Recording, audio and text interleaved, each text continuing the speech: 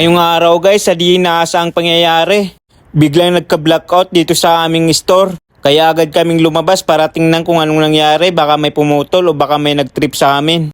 Pero wala talaga, baka talagang naputulan talaga kami. Kaya agad ako pumasok sa loob para tingnan yung sasakyan na imamarinate ko na sana kaso nawala yung ilaw. Kitang-kita nyo naman guys, ang dilim na dito sa loob ng store namin. Sa mga oras na yan, namumroblema na ako, kita nyo naman. Hindi ko alam kung namumroblema ba talaga o natutuwa ang mga yan.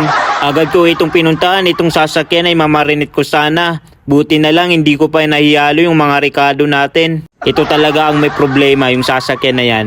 Kaya agad akong pumunta sa mga kasamahan ko para magbigay advice kung ano talaga ang dapat namin gawin pag ganitong sitwasyon. Kaya agad kong nakita itong si Boy Tapang. Tuwang-tuwa pa siya guys kasi makakapaglaro na naman daw ng ML.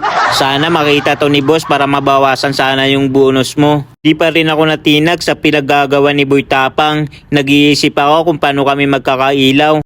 Iisa na nga lang yung customer namin, parang tatakbo pa. Mali-mali pa yung pagparking. O siya, hanggang dito na lang ulit. Bye-bye!